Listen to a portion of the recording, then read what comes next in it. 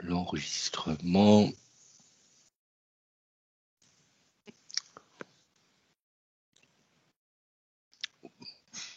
Voilà, l'enregistrement est parti. Donc, étant donné que je n'ai plus qu'un seul écran, si vous avez des questions à poser, faites-le en ouvrant votre micro, puisqu'en n'ayant qu'un seul écran, je ne vois pas la fenêtre du chat. Comme je l'ai dit, donc, nous sommes dans les 2 dernières leçons, aujourd'hui et demain. Demain sera consacré à des questions-réponses. Donc, vous préparez vos questions et à 13 h, je réponds à l'ensemble de vos questions. Et aujourd'hui, lundi, nous allons réviser un peu le Q1, puisque, je vous rappelle, vous avez la possibilité de recommencer votre Q1 en BIME comme en VT. Et donc, les questions qui touchent Q1, bien entendu, sont des questions dites de mécanique, c'est-à-dire de physique générale. Alors, j'ai pris 2 examens, celui d'août et de juin 2019. Et donc, voici typiquement une question de mécanique. On a 2 masses identiques qui sont reliées par une corde. Cette corde n'a évidemment pas de masse et cette corde passe par une poulie dont on donne le moment d'inertie K fois petit m fois r carré. Donc, K est un nombre. M est la masse à la fois qui est posée sur le plan et la masse qui est suspendue dans le vide. La masse est posée sur une table qui présente un frottement dynamique mu et un frottement statique mu S. Initialement, les 2 masses et la poulie sont immobiles. Ensuite, les masses sont en mouvement et la poulie tourne dans le sens indiqué dans le schéma.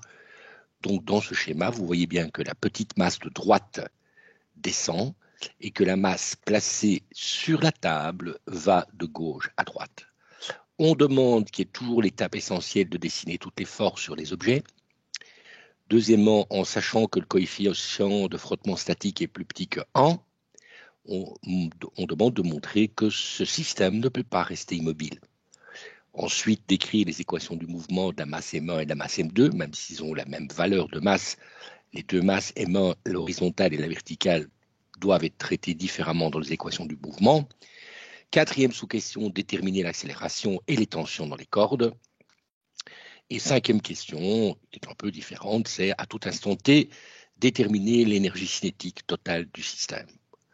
Ici, l'objet tourne, donc clairement, les tensions dans les cordes, dans la corde horizontale et dans la corde verticale, ne sont pas les mêmes, puisque si les tensions avaient été identiques à gauche et à droite, la poulie ne tournerait pas. Donc, quand une poulie ne tournait pas, toutes les tensions sont identiques. Dès qu'une poulie tourne, les tensions sont différentes, puisque la tension dans la corde va déterminer le moment sur la rotation, le moment qui va déterminer, la rotation de la poulie. Bien. Alors, dessiner toutes les forces, c'est fondamental. Dans cet énoncé, on ne parle pas de basculement, de rotation de cette masse, donc on ne va pas se préoccuper de savoir où est-ce qu'on met la force de contact et la force de frottement. On devrait s'en préoccuper uniquement si, dans des sous-questions, on demande à quelles conditions l'objet ici qui est posé sur la table bascule ou pas. Donc allons-y, j'ai une tension clairement qui agit sur la masse, c'est une force de la corde horizontale sur la masse qui est posée sur la table horizontale. J'ai la force de frottement dynamique ou statique et j'ai la force normale. Et comme je vous ai dit, je ne me soucie pas de savoir où est-ce que je mets cette force de frottement est normale. La seule chose qui est importante, c'est qu'évidemment, les 2 forces agissent au même point. J'ai évidemment le poids. Et je dessine un peu les forces, un peu n'importe comment, pour qu'elles soient visibles, parce que beaucoup de ces forces peuvent se superposer. Maintenant, sur la 2e masse, la masse verticale, j'ai bien entendu le poids et la tension exercée par la corde verticale. Clairement, pour que le mouvement ait lieu, il faut que la tension verticale soit plus petite que le poids pour que la petite masse verticale descende et qu'ici, la tension horizontale soit plus grande que la force de frottement pour que la masse petit m horizontale se déplace vers la droite. Bien entendu, ces forces ont des réciproques, à savoir la corde tire sur la masse, donc la masse tire sur la corde, donc la poulie tire sur la corde pour que la corde de masse nulle ait une force totale nulle, et de même la corde tire sur la poulie. Donc la force qui est ici est la même que la force qui est là, c'est-à-dire la force qui s'exerce sur la masse horizontale est la même que la force qui s'exerce horizontalement sur la poulie. De même, la force verticalement exercée par la corde sur la masse verticale est la même force, de sens opposé bien entendu, avec laquelle la corde tire sur la poulie verticalement vers le bas. Dessiner les forces permet de résoudre le problème. Alors, clairement, si c'était immobile, si rien ne bouge, toutes ces tensions sont égales, de telle façon à ce qu'il n'y ait pas de moment sur la poulie. Ce qui veut dire que comme la masse verticale ne bouge pas, la tension T doit être égale au poids. À ce moment-là, la masse verticale ne bouge pas. La tension T doit être égale à la tension horizontale pour que la poulie ne tourne pas. Donc la tension T doit être égale à la force de frottement pour que rien ne bouge. Et donc la force de frottement statique doit être égale au poids de la masse verticale, qui est ici, par hasard, égal aussi au poids de la masse horizontale. Comme on sait que la masse horizontale placée sur la table ne bouge pas, eh bien la force normale est égale, bien entendu, au poids.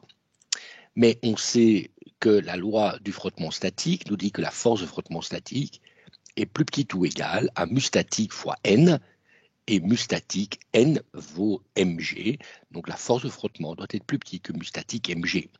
Mais on sait que la force de frottement doit valoir mg.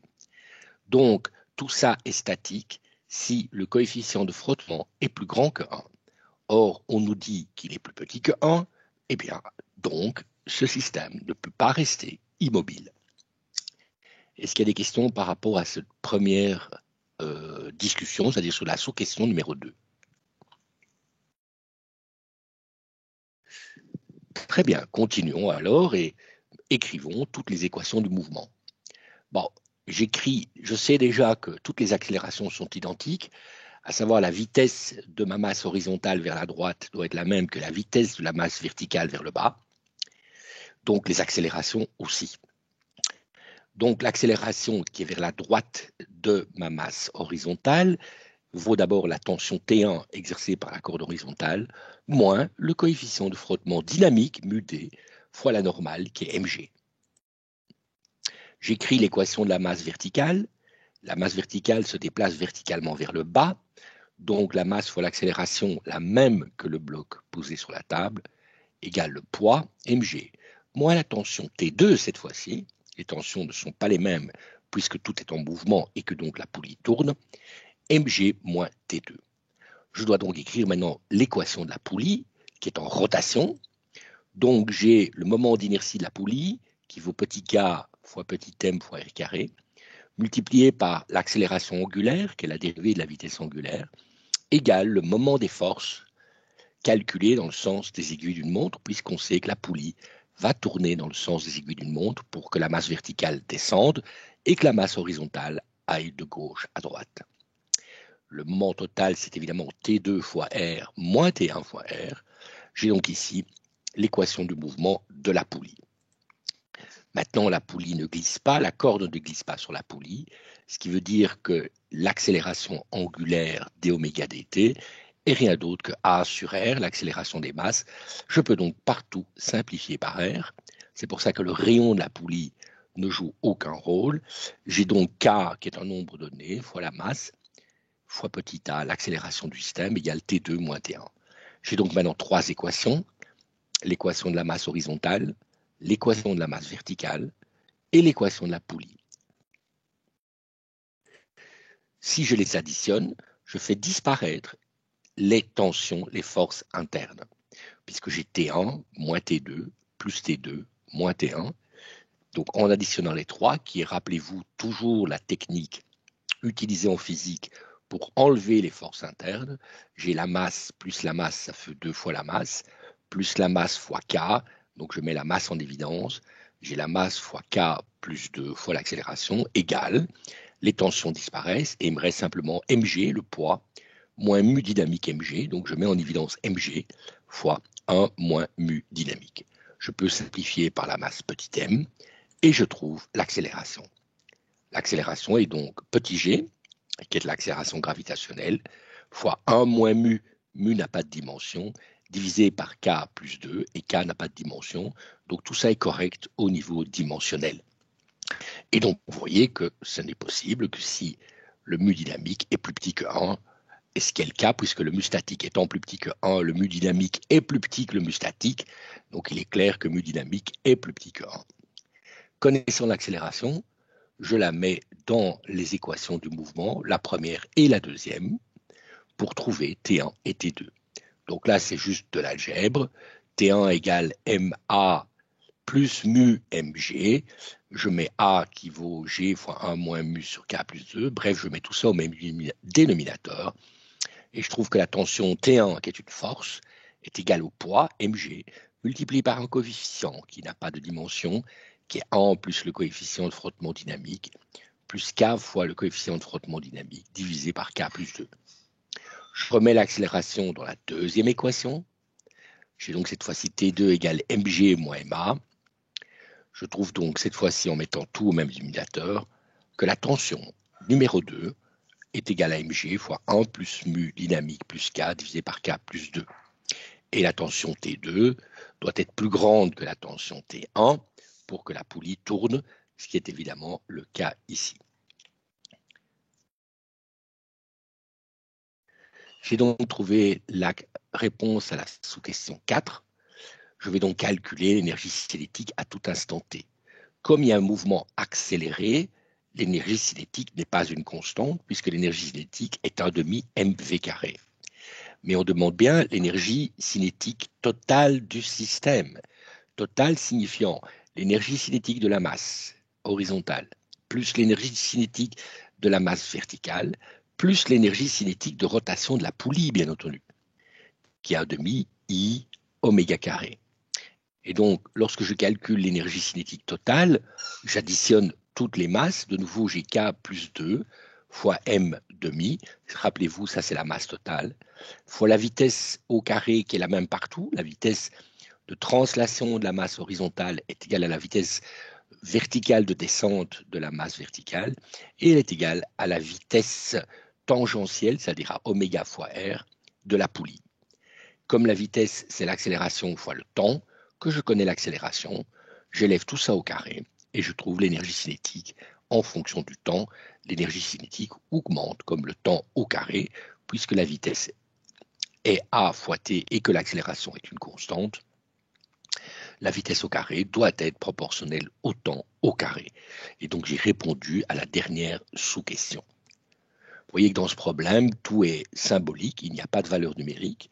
De nouveau, c'est un exemple où on teste vos capacités à manipuler des expressions algébriques formelles de telle façon à déterminer l'ensemble des paramètres qui jouent, d'accord, comme par exemple l'accélération ne va pas dépendre de la masse, mais va dépendre du rapport K, et le K va dépendre de la forme de la poulie.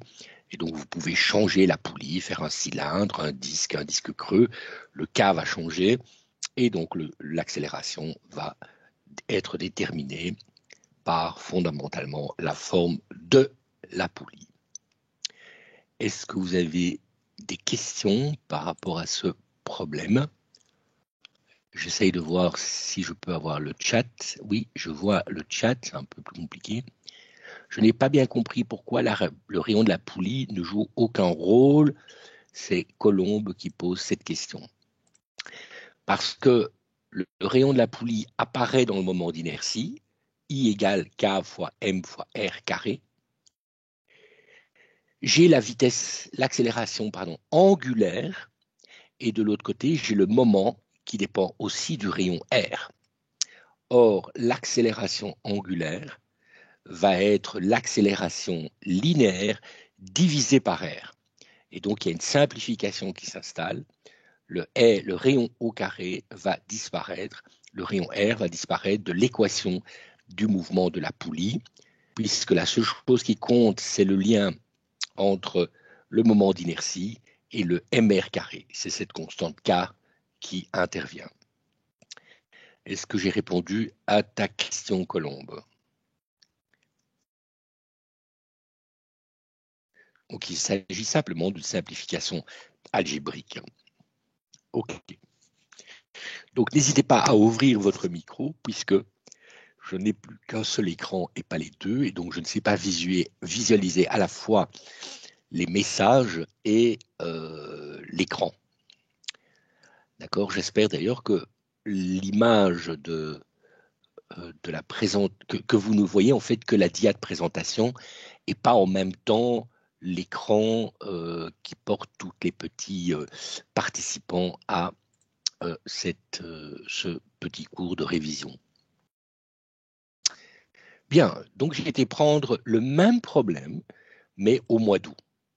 Et vous voyez, au mois d'août, c'est exactement le même énoncé, ou quasiment. Vous avez de nouveau une poulie, vous avez de nouveau une masse qui glisse, une autre masse qui descend. OK? C'est le même type d'énoncé, sauf que la configuration est différente. Et donc, vous aurez chaque fois le même type de problème en simplement modifiant les situations, mais l'approche est toujours la même. Donc ici, j'ai deux masses, la masse petit m et la masse grand M qui est verticale, qui vaut 3 fois la petite masse. De nouveau, ces masses sont liées par une corde qui passe par une poulie, qui a un rayon R, et je donne le moment d'inertie de la poulie, c'est une obligation, 2 fois la petite masse fois le rayon au carré.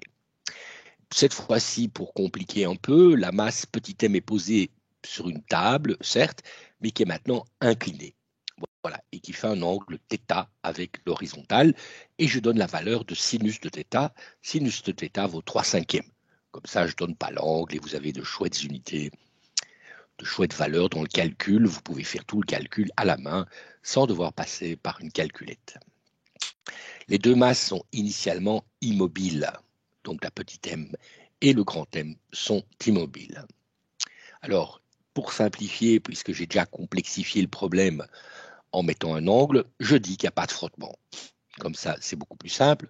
Et je vous dis que la masse grand M descend et que la petite masse M monte. Voilà. On demande de dessiner toutes les forces, d'écrire les équations du mouvement, déterminer l'accélération, les tensions. Et puis voilà, il y a toujours une dernière petite sous-question qui dit que sachant que le rayon de la poulie est de 10 cm, on demande de déterminer à l'instant t égale 2 secondes l'angle dont a tourné la poulie. Combien d'angles ici en radians la poulie a tourné entre t égale 0 et t égale 2. Donc, le dessin est déjà fait, vous avez déjà vos forces. À l'examen, je n'avais pas dessiné les forces. Mais disons qu'il y avait la tension T1 dans la corde, la normale au plan, obligatoire, et le poids mg. Donc le poids est vertical et la normale est perpendiculaire au plan incliné. La tension T1 est parallèle au plan incliné. Sur la masse grand M, c'est beaucoup plus simple. J'ai le poids vertical vers le bas, grand M fois G, et la tension T2 verticale vers le haut. De nouveau, les réciprocités font que c'est la corde qui tire sur la poulie. La corde tire avec une tension T1 dans le sens opposé des aiguilles d'une montre, et la tension T2 fait tourner la poulie dans le sens des aiguilles d'une montre. Ici, la situation est choisie de telle façon à ce que T2 soit plus grand que T1 et que la poulie tourne bien dans le sens des aiguilles d'une montre. De nouveau, comme nulle part dans l'exercice on vous demande si la masse petit m bascule ou pas, on ne se préoccupe pas de l'endroit où on met petit n, de l'endroit où on met T1. Ça n'a aucune espèce d'importance. T1 agit sur la petite masse, le poids agit bien entendu sur la petite masse et la force normale aussi. Donc je dois écrire maintenant les équations du mouvement, sauf que ici, dans l'équation du mouvement de la grande masse verticale, c'est assez simple. De la poulie, c'est extrêmement simple, mais de la petite masse, ben voilà, malheureusement, ce sera un peu plus compliqué puisque la petite masse est posée sur un plan incliné. Donc, écrivons l'équation de la masse grand M. C'est la plus simple. La masse grand M vaut 3 fois la petite masse, fois l'accélération, égale son poids qui est 3 mg, moins la tension T2. Voilà, celle-là, elle est extrêmement simple. La masse petit m, elle a une équation de mouvement un peu compliquée puisque le poids mg se projette en moins mg sinus θ parallèlement au plan et en mg cosinus θ perpendiculairement au plan. Donc la masse petit m, qui est sur un plan incliné, a comme équation m fois a, la même accélération que la masse grand M évidemment, puisque tout ça est solidaire. la corde qui est là est rigide, ce n'est pas un élastique, donc les vitesses des masses doivent être les mêmes, donc l'accélération doivent être les mêmes. Et donc j'écris ensuite l'équation de la normale. La normale va compenser la composante du poids, mais comme il n'y a pas de frottement, la normale ne va pas jouer, je la donne simplement ici en supplément, hein. Il n'y a pas besoin de calculer la normale pour résoudre le problème. Et l'équation de la poulie est de nouveau son moment d'inertie de mr carré, c'est marqué, multiplié par l'accélération angulaire égale le moment total des forces. Il y a T2 qui va dans le sens des aiguilles d'une montre, T1 dans le sens opposé. J'ai dit que la poulie tournait dans le sens des aiguilles d'une montre. La masse petit m monte, la masse grand M descend. Donc l'équation du mouvement est 2mr carré fois l'accélération angulaire égale T2 moins T1 fois R. Et donc Colombe, c'est exactement la même situation qu'avant. L'accélération angulaire d'oméga dt, ce sera l'accélération divisée par R. R carré divisé par R, il va rester un R. Et le R à gauche simplifie le R à droite. Donc le rayon de la poulie va disparaître. Donc l'équation de la poulie s'écrit simplement 2 fois la masse fois l'accélération égale T2 moins T1. J'ai donc 3 équations du mouvement où j'ai une accélération A qui est partout la même.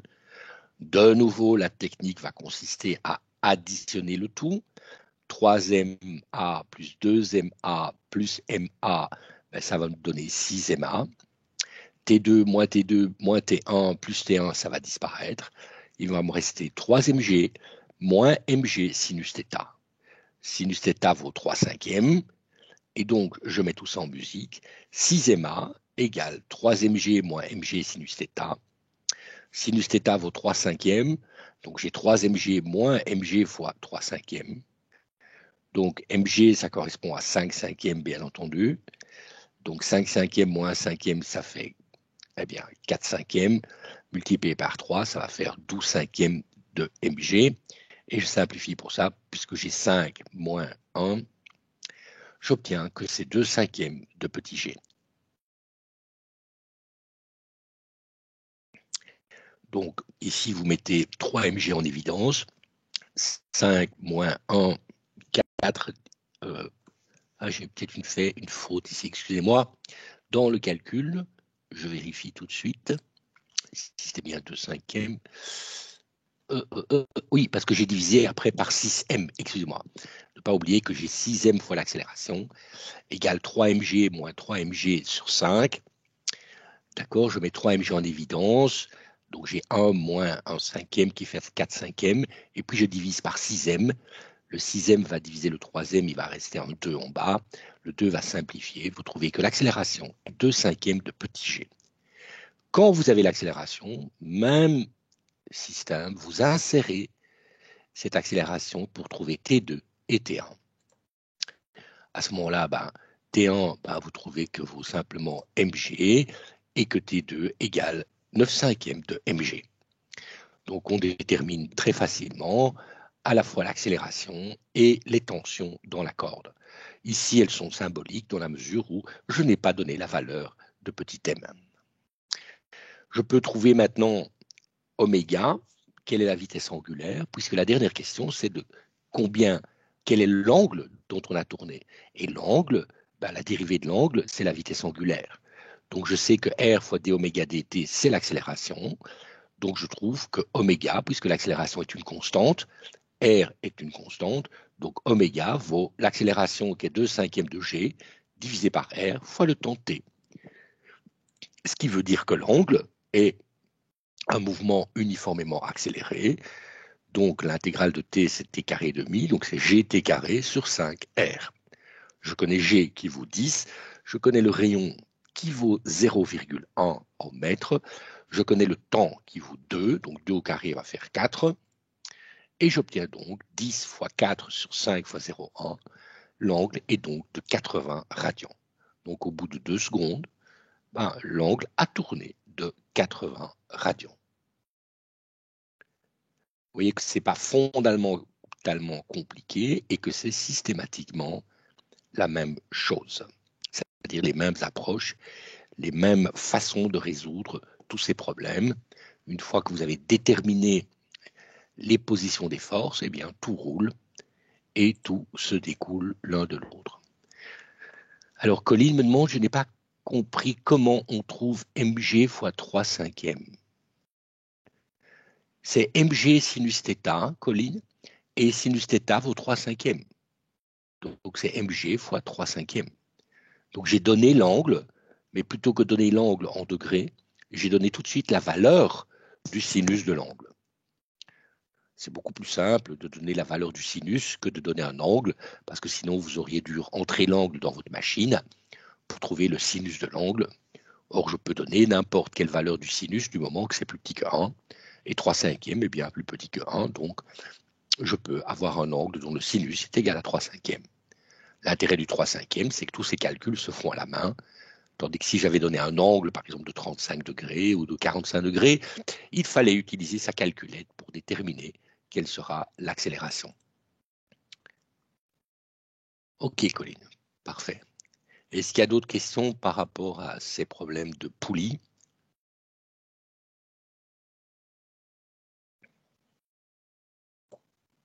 Très bien, alors continuons.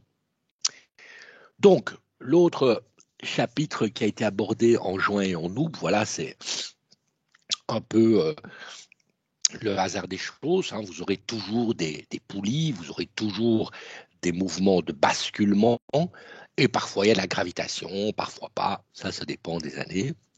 Et donc ici, c'est un petit problème, puisqu'il vaut 4 points. Rappelez-vous, les autres problèmes valaient 6 points ou 7 points, donc on considère que les problèmes avec les poulies sont plus riches, et donc plus, je dirais, intéressants au niveau de la valeur des points associés à l'exercice. Donc, ici, 4 points, on vous donne la valeur de G, et cette fois-ci, on dit que G vaut 9,81 mètres par seconde au carré. Dans la feuille d'examen, on vous dit toujours que G vaut 10, sauf quand on vous dit explicitement qu'il ne vaut pas 10, mais 9,81 ou autre chose. Le rayon de la Terre est de 6380, et on demande la vitesse d'un satellite qui est en orbite circulaire uniforme à une hauteur de 10 km. Donc il faut utiliser la gravitation, les équations du mouvement circulaire uniforme et la force de gravitation, ce que je viens de dire. Simplement, je ne donne pas la valeur de grand G, la constante universelle. C'est pour ça qu'il faut connaître le lien entre petit g et la valeur de la constante grand G, constante de Cavendish. Donc on se rappelle, petit g, c'est par définition grand G fois la masse de la Terre divisé par le rayon de la Terre au carré. Donc cette constante petit g est reliée aux paramètres fondamentaux, à savoir la masse de la Terre, la valeur de la constante universelle grand G de l'attraction gravitationnelle et le rayon de la Terre. Maintenant, j'écris les équations du mouvement circulaire uniforme. Comme on me demande la vitesse du satellite, eh bien, j'écris que la masse fois l'accélération, et l'accélération dans un mouvement circulaire a différentes expressions. Donc, je prends l'expression qui lie l'accélération dans un mouvement circulaire à la vitesse. L'accélération est v carré sur r égale la force. La force est la force de gravitation, la force d'attraction universelle, qui est bien centripède, donc il n'y a pas de moins ici, vous voyez, il n'y a pas de vecteur, tout est en intensité, puisqu'on sait que la force de gravitation centripède est capable d'engendrer un mouvement circulaire. J'ai donc la masse fois l'accélération centripède égale la force centripède, qui est G, masse de la Terre, fois petit m, sur le rayon au carré de la trajectoire. La masse du satellite n'a pas d'importance, elle disparaît de l'équation. Et donc, je trouve tout de suite que la vitesse au carré, c'est G fois mt divisé par R. Maintenant, GMT, que vaut-il? C'est petit g fois le rayon de la Terre au carré. Comme je donne petit g et le rayon de la Terre au carré, j'ai tout donné. La trajectoire est à 10 km de hauteur, donc le rayon de l'orbite, et le rayon de la Terre, plus 10 km. Et donc, je prends la racine carrée pour déterminer la vitesse. La vitesse est la racine carrée de petit g fois le rayon de la Terre au carré divisé par le rayon de la Terre plus la hauteur grand H. Et donc, si vous mettez 9,81, le rayon de la Terre 6380 km, ici le rayon de la Terre plus 10, donc 6390 km. Attention, c'est des kilomètres et des kilomètres, mais comme ceci est au carré, ça fait des kilomètres au carré.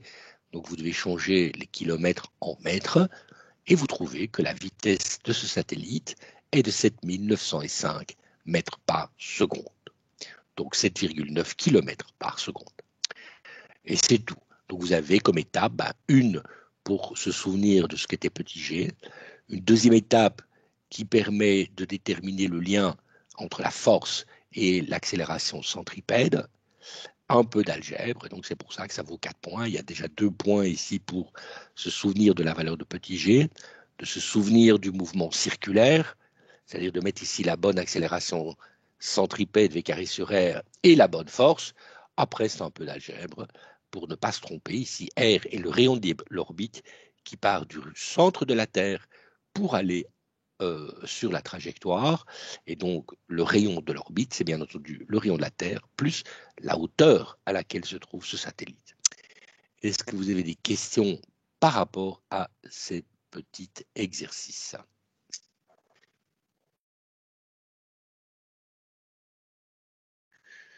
Bien, eh bien, on va alors continuer. Voilà ce qui est arrivé au mois d'août. La même question à peu près. Toujours 4 points. C'était même toujours la même numéro 4. Voilà, c'est le hasard. En utilisant 9,81 pour petit g et le rayon de la Terre 6300, on demande de déterminer la distance Terre-Lune. Et la seule chose qu'on sait, c'est la période de rotation de la Lune est de 27,322 jours. Ah, j'ai coupé ici. Donc là, j'écris cette fois-ci de nouveau l'équation du mouvement circulaire, mais cette fois-ci, quand je donne la période de rotation, je donne donc la vitesse angulaire, c'est-à-dire oméga.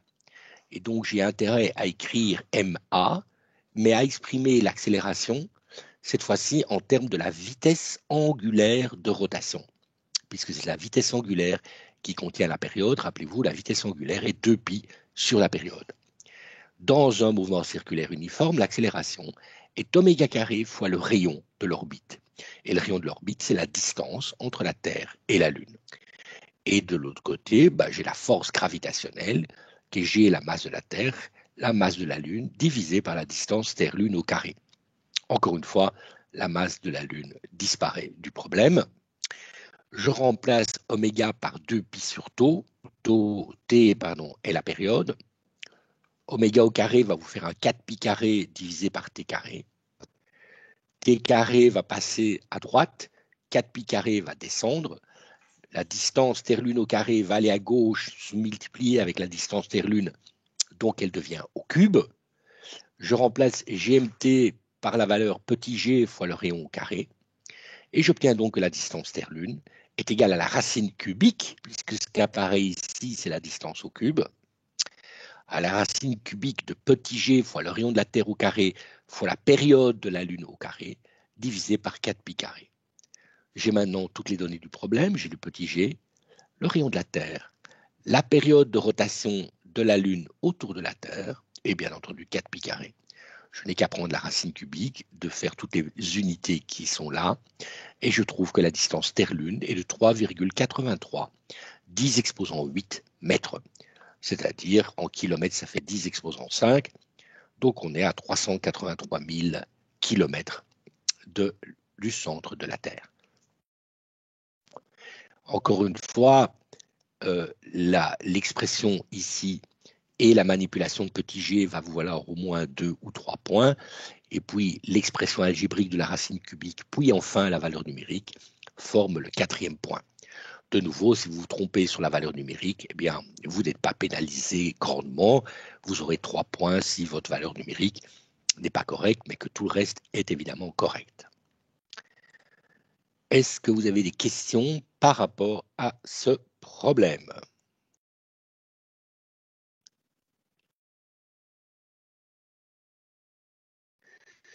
Très bien. Alors, continuons dans le Q1. Et voilà, on arrive à l'autre grand thème classique, le basculement des objets.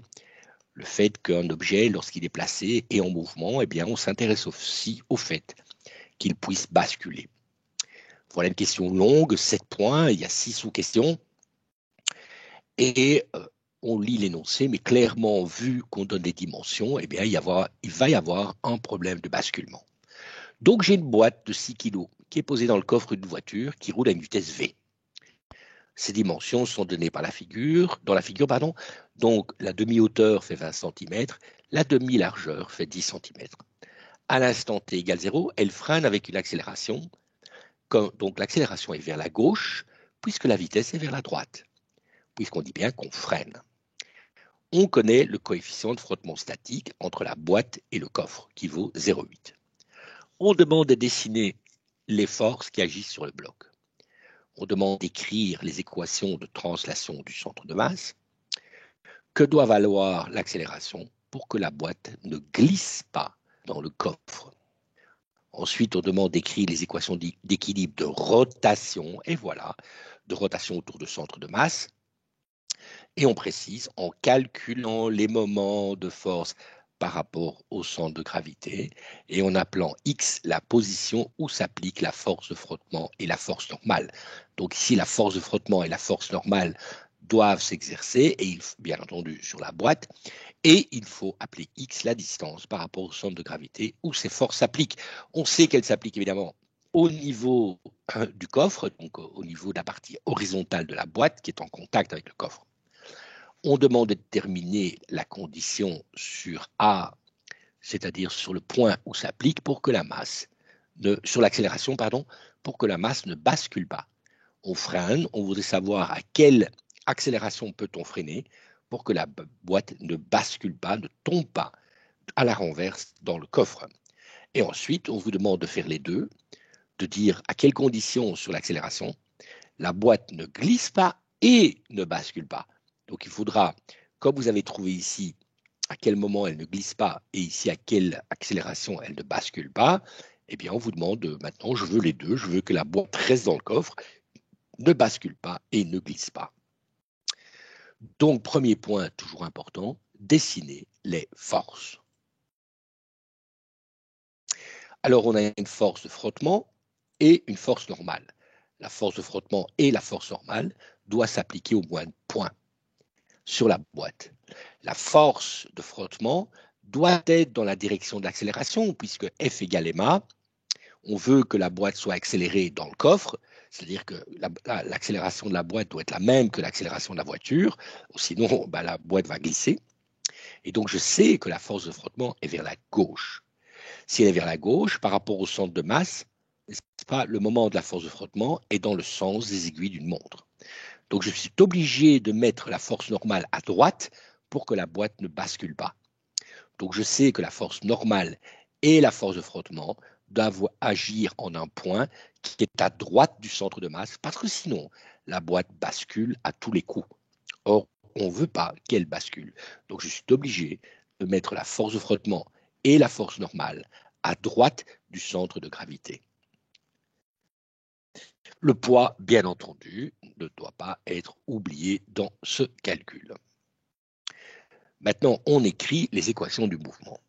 La masse de la boîte face à son accélération du point de vue horizontal n'est égale qu'à l'accélération à la force de frottement petit f. Donc la masse fois l'accélération est petit f. J'ai orienté ici les axes vers la gauche. J'ai la même accélération par là que la force de frottement. Okay. La force normale doit compenser le poids, donc N doit être égal à mg. Maintenant, je mets la condition, bien entendu, du frottement statique. Le frottement statique qui est MA doit être plus petit que mu statique fois N qui est mg. Donc vous voyez que ceci n'est possible que si l'accélération est plus petite que mu statique fois g. Comme le mu statique vaut 0,8, que petit g vaut 10, l'accélération doit être plus petite que 8 mètres par seconde carré. C'est-à-dire le freinage, puisqu'il s'agit ici d'un freinage, le freinage doit engendrer une accélération plus petite que 8 mètres par seconde carré, parce que sinon, ce n'est pas, je viole la condition du frottement statique, et cette boîte commence à glisser. D'accord? Donc j'ai répondu à la question numéro 3. J'ai écrit ici les équations du mouvement de centre de masse et j'ai conclu que je ne peux pas glisser si l'accélération est plus petite que 8 mètres par seconde carré. Maintenant, je vais écrire l'équilibre de rotation autour du centre de masse. Quand un objet est en accélération, il faut toujours prendre le centre de masse pour calculer le moment total des forces. Quand il est en mouvement rectiligne uniforme, n'importe quel point peut servir à ce calcul du moment. Mais je le rappelle ici dans l'énoncé, écrire les équations d'équilibre de rotation autour du centre de masse en calculant les moments par rapport à G. Donc j'appelle petit x l'endroit où s'applique la force de frottement et la force normale. Le moment doit être nul pour que la boîte ne bascule pas. Et donc j'ai le poids mg, c'est la valeur de n qui est appliquée à x et donc lui tourne dans le sens opposé des aiguilles d'une montre. Et la force de frottement qui est appliquée à 20 cm, donc à 0,2 mètres, qui tourne, elle, dans le sens des aiguilles d'une montre. Donc si je décide, comme ici, de dire que le moment de la force N est positif, le moment de la force de frottement est négatif. Et donc j'ai comme équation 0 est égal à mg fois x moins 0,2 fois f. Je mets les valeurs, m vaut 6 kg, g vaut 10, donc 60 fois x moins 0,2 fois la force de frottement doit être nulle. OK? Mais la force de frottement, je sais qu'elle est égale à MA, donc j'écris la force de frottement vaut 6 fois A, puisque la masse de la boîte est 6 kg. Donc à ce moment-là, je trouve que le petit x, la position où s'applique cette force de frottement, est égale à 0,2 fois 6 divisé par 60 fois A, donc elle est égale à 0,02 fois A. Et ce que je sais aussi, c'est que la position où s'applique ce point, la force, pardon, la position où s'applique la force de frottement et la force normale doit être plus petite que 10 cm, puisque je ne peux pas appliquer une force en dehors de la boîte. N'est-ce pas? Les forces s'appliquent sur la boîte. Donc je sais que x doit être plus petit que 0,1. Ce qui me permet de dire que mon accélération doit être plus petite que 0,1 divisé par 0,02. Donc l'accélération doit être plus petite que 5 mètres par seconde carré pour que la boîte ne bascule pas. Maintenant, on veut que ça ne bascule pas et ça ne glisse pas. Eh bien, pour que ça ne glisse pas, elle doit être plus petite que 8. Pour que ça ne bascule pas plus petite que 5, bah, vous devez prendre le plus petit des plus petits. Et le plus petit des plus petits, c'est 5 mètres par seconde carré. Donc, quand vous freinez avec ce véhicule, eh bien, votre freinage doit être souple, doit être doux. Il ne peut pas dépasser une accélération de 5 mètres par seconde carré. S'il dépasse 5 mètres par seconde carré, la boîte va basculer. Et en plus, s'il dépasse 8 mètres par seconde carré, elle bascule et elle glisse dans le coffre. Donc, on sait à quelle accélération il faut freiner pour que la boîte qui est posée là ne bascule pas et ne glisse pas dans le coffre. Voilà. Vous voyez qu'évidemment, on va assez vite dans, je dirais, la résolution de ces problèmes, puisque c'est toujours le même type d'application, les mêmes types de raisonnement, le dessin des forces, le calcul du mouvement du centre de masse, le calcul du moment par rapport au centre de masse, et seulement à ce moment-là, on peut déterminer toutes les conditions d'équilibre, de rotation, de translation. Et donc, on veut que vous sachiez manipuler correctement ce genre de problème. Est-ce qu'il y a des questions par rapport à cette question numéro 3?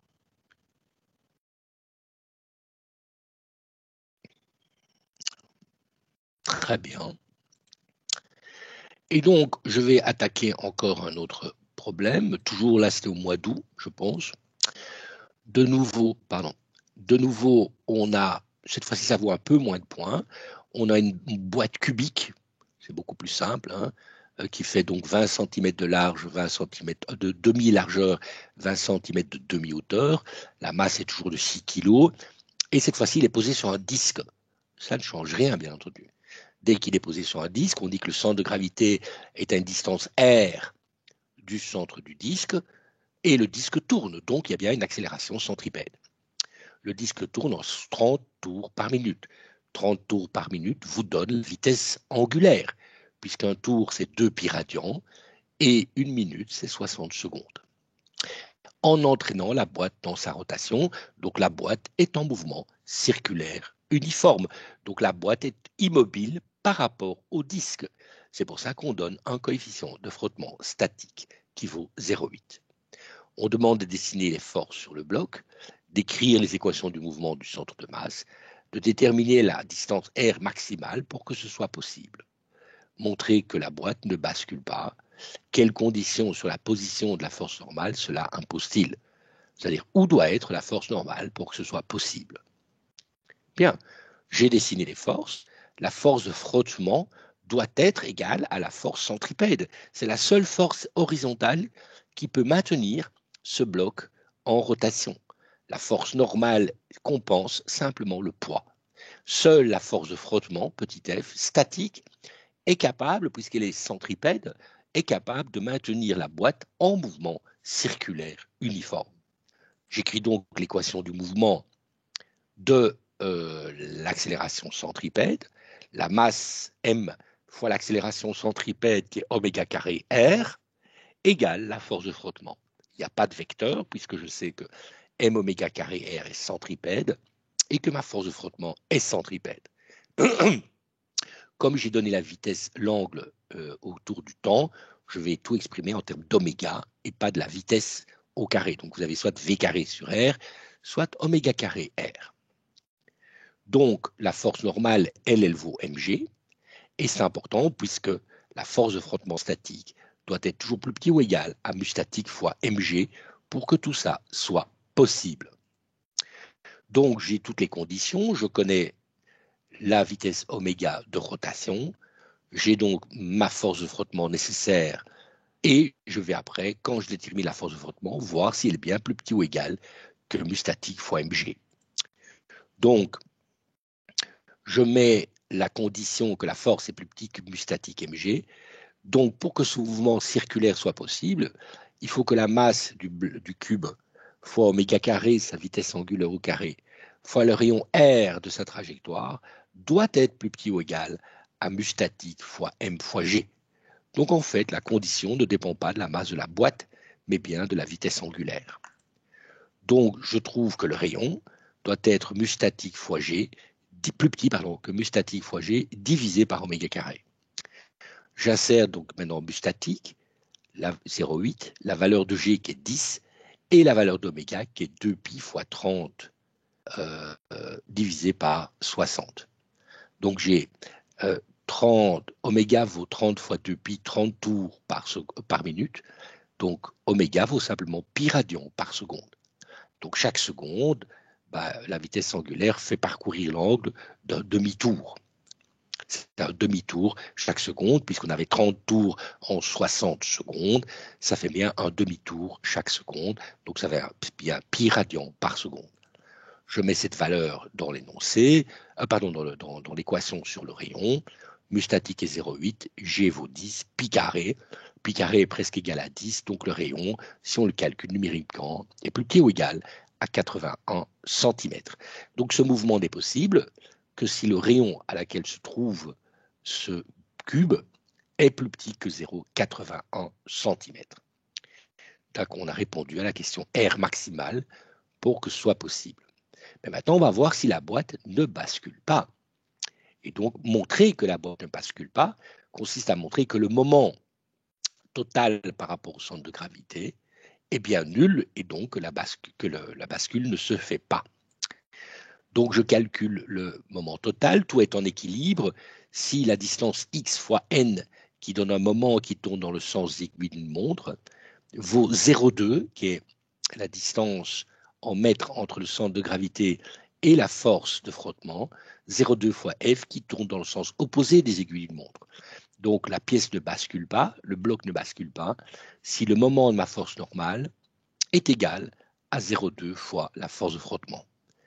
J'ai les données, je mets dedans. De plus, je sais que X ne peut pas être plus grand que 20 cm, évidemment. Donc, parce que sinon, je suis de nouveau en dehors de la boîte.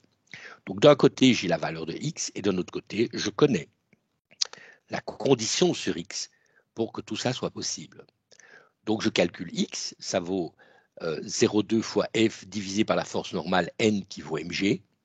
La force petit f vaut m oméga carré r, donc je mets tout ça dans la musique, m disparaît, je connais oméga qui vaut pi, je connais le rayon r, je connais petit g, bref, je trouve que x égale 16 cm. qui est bien plus petit que 20 cm.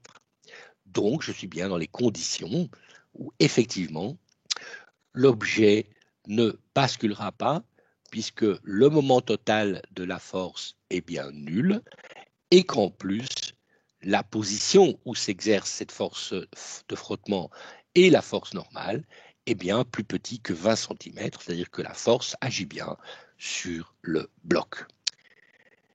Oh, pardon. Est-ce que vous avez des questions par rapport à ce problème? Je reviens, excusez-moi.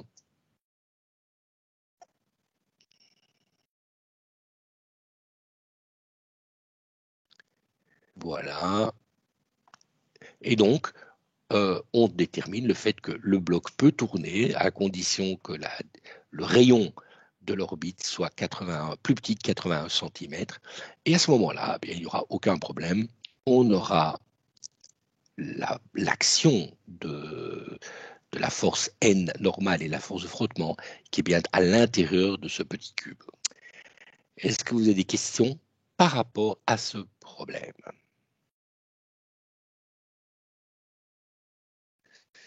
Très bien. Eh bien, comme il est 13h52, je vais vous proposer, puisqu'il nous reste deux types de problèmes à analyser.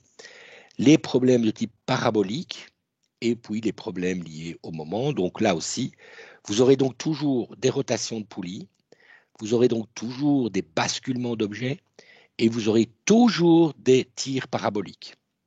Donc ces trois chapitres-là sont automatiquement dans tous les examens. Après, il peut y avoir de la gravitation, autre chose, des petits problèmes simples de conservation de quantité de mouvement, de choc. Ça dépend des examens, enfin des questions qu'on découvre ou qu'on invente, puisque, je vous rappelle, on invente systématiquement ces problèmes, mais généralement, on reste au plus près pour les quelques questions fondamentales des problèmes déjà posés les années précédentes. On varie simplement les conditions. Donc, rappelez-vous, la boîte, c'est un freinage dans un coffre. Maintenant, la boîte, elle tourne sur un disque. Ça ne change rien. C'est toujours une accélération. Voilà. Et donc, il y aura toujours positionnement de force de frottement, de force de contact, basculement ou pas. De même, dans les poulies, c'est toujours au minimum deux masses. Et une poulie, on ne va pas mettre plus de corps que ça. Et toujours, on dessine les forces sur chaque objet. On doit égaler les accélérations. Bref, la procédure est toujours la même.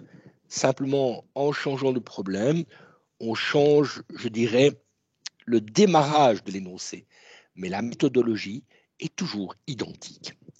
Et donc, je vous propose maintenant de faire une pause 5-6 minutes, donc de recommencer à 14 heures. Je vais couper le film, de telle façon à ce qu'on puisse faire tout le chapitre sur les tirs paraboliques, et puis après sur des conservations ou des calculs de quantité de mouvement. Est-ce que vous avez des questions ou des remarques avant que je ne coupe le film? Bien, et bien alors, petite pause, j'arrête le film maintenant et on le reprend dans 5-6 minutes.